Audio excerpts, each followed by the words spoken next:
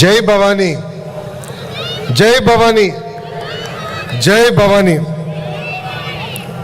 వేదిక మీద ఉన్న పెద్దలు, గౌరవనీయులు, మాజీ ఉపరాష్ట్రపతి వెంకయ్యనాయుడు గారికి, విజయవాడ ఎంపీ చిన్ని గారికి, మంత్రి కొల్లు రవీంద్ర గారికి, అనిత గారికి, సత్యకుమార్ యాదవ్ గారికి, పార్థసాది గారికి, కందుల దుర్గేష్ గారికి, గౌరవనీయులు శాసనసభ్యులు వసంత కృష్ణప్రసాద్ గారికి, కలుపుడి శ్రీనివాస్ గారికి, రాము గారికి, సౌమ్య గారికి, బోండా ఉమా గారికి, నెట్టం రఘురామ్ గారికి, బుద్ధా వెంకన్న గారికి, నాగుల్ మీరా గారికి, తేజస్విని గారికి, మురళి గారికి, బాలకోటే గారికి, British deputy high commissioner carat గారికి, అనురాధ గారికి, పట్టాభి గారికి నా హృదయపూర్వక నమస్కారాలు.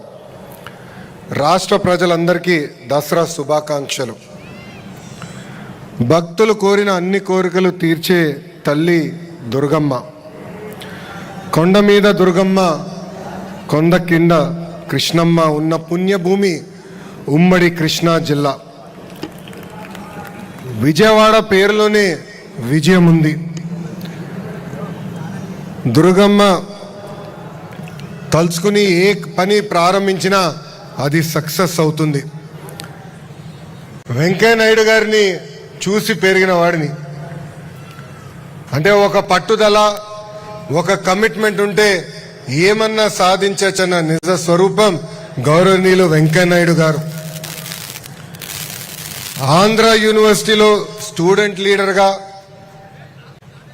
అక్కడి నుంచి ప్రయాణం ప్రారంభించిన వ్యక్తి, శాసనసభ్యుడిగా, కేంద్రంలో మంత్రిగా, భారతదేశానికి ఉపరాష్ట్రపతిగా చేస్తాం జరిగింది.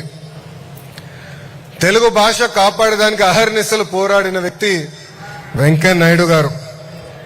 ఆయన పోరాటం వల్లనే ఈరోజు ఆంధ్ర రాష్ట్రంలో గవర్నమెంట్ ఆర్డర్స్ అన్ని కూడా తెలుగు భాషలో ఇస్తాం జరుగుతుంది.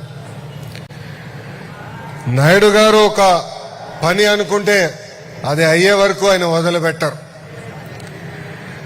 నాయుడు గారిపై మాటలతో కానీ లేదంటే వాదనలో గెలిచిన వారు ఎవరు ప్రపంచంలో లేరు. మేము ఎవరు మాట్లాడినా 10 నిమిషాల తర్వాత బోర్ అనిపిస్తుంది. కానీ వెంకయ్యనాయుడు గారు మటుకు గంట సేపు పాటు ఉపన్యాసం ఇచ్చినా చాలా సరదాగా ఆడియన్స్ అందరినీ మాటలతో కానీ లేదంటే వాదనలో గెలిచిన వారు ఎవరు ప్రపంచంలో లేరు. మేము ఎవరు మాట్లాడినా 10 నిమిషాల తర్వాత బోర్ అనిపిస్తుంది. కానీ వెంకయ్యనాయుడు గారు మటుకు గంట సేపు పాటు ఉపన్యాసం ఇచ్చినా చాలా సరదాగా ఆడియన్స్ అందరినీ నవ్విస్తూనే ఉంటారు. ఆయన వాస్తవంగా ఆయన ఏజ్ ఒక నంబర్ మాత్రమే. ఆయన స్పీడ్ చూసి ఈరోజు కూడా నేను అసూయపడుతున్నా. ఎప్పుడు ఆయన చూసినా పని పని పని తప్ప వేరే ఆలోచనలో వెంకయ్యనాయుడు గారికి ఉండదు. నేను చాలా సందర్భాల్లో చెప్పా, గౌరవ ముఖ్యమంత్రి గారితో స్పీడ్లో పోటీ పడాలనుకుంటున్నా, ఇప్పటికీ నా వల్ల అవట్లేదని. అదే పరిస్థితి ఇప్పుడు గౌరవ వెంకయ్యనాయుడు గారితో కూడా ఉంది. స్వర్ణ భారతి ట్రస్ట్ ద్వారా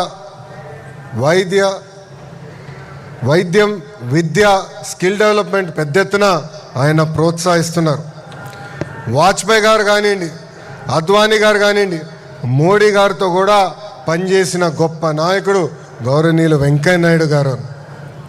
ఈరోజు సొసైటీ ఫర్ వైబ్రెంట్ విజయవాడ ఆధ్వర్యంలో విజయవాడ ఉత్సవాలు మనం నిర్వహించుకుంటాం జరుగుతుంది. మన సంస్కృతి, చరిత్ర, కళలు అదేవిధంగా ఈ తరానికి తెలియజేసేదానికి అహర్నిశలు ఈ ఉత్సవం పనిచేస్తుంది.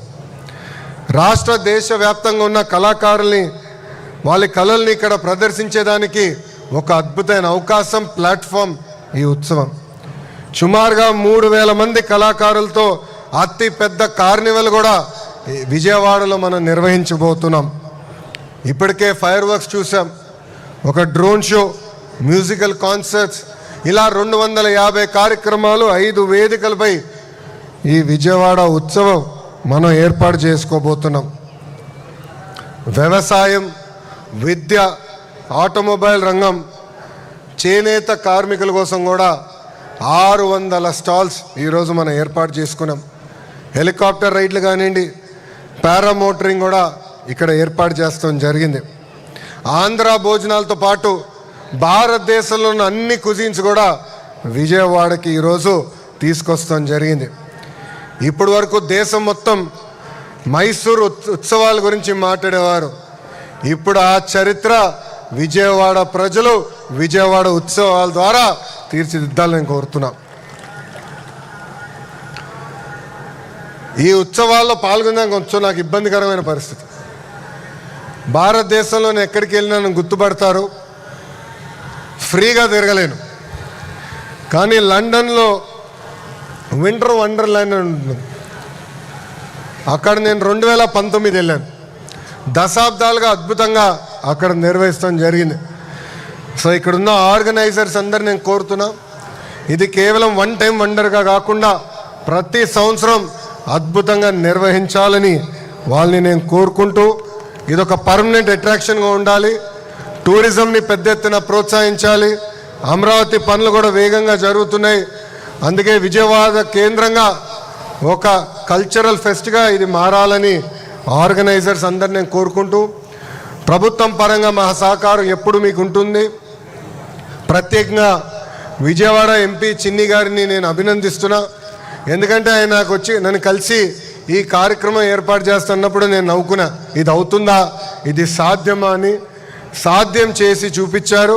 ఈ వేదికగా ఆయనకి ప్రత్యేకంగా నేను అభినందనలు కూడా తెలుపుకుంటూ, మీ అందరు తెలుసు పొద్దున ఎండగా ఉంటుంది, రాత్రి గట్టిగా వర్షాలు పడుతున్నాయి. వాతావరణంలో కూడా చాలా మార్పులు వచ్చినాయి. మేము కూడా నది గట్టుపక్కన మెగా డిఎస్సి ఏర్పాటు చేయాలంటే ఇబ్బంది పడ్డాం. ಎಷ್ಟೋ ವರ್ಷಗಳಿಂದ ನಿಮ್ಮೆಲ್ಲರ ಅಭಿಮಾನ ಪಡೆಯುತ್ತಿರುವ ನಮ್ಮ జై హింద్, జై హింద్, భారత్ మాతాకి, భారత్ మాతాకి. అందరికీ నమస్కారం. ఈ కార్యక్రమం జయప్రదం అవ్వాలని ఈ సభాముఖంగా నేను కోరుకుంటూ, నాకు ఇంత అద్భుతమైన అవకాశం ఇచ్చిన మీ అందరికీ పేరు పేరున నా ఉదయపూర్వక ధన్యవాదాలు తెలుపుకుంటూ మీ అందరి దగ్గర నుంచి సెలవు తీసుకుంటున్నాను. అందరికీ నమస్కారం. జై హింద్. గట్టిగా చెప్పాలి, జై హింద్, జై హింద్, భారత్ మాతాకి, భారత్ మాతాకి. అందరికీ నమస్కారం. మరొకసారి ప్రత్యేకమైన కృతజ్ఞతలు తెలియజేసుకుంటున్నాము మంత్రివర్యులు శ్రీ నారా లోకేష్ గారికి. Thank you so much sir.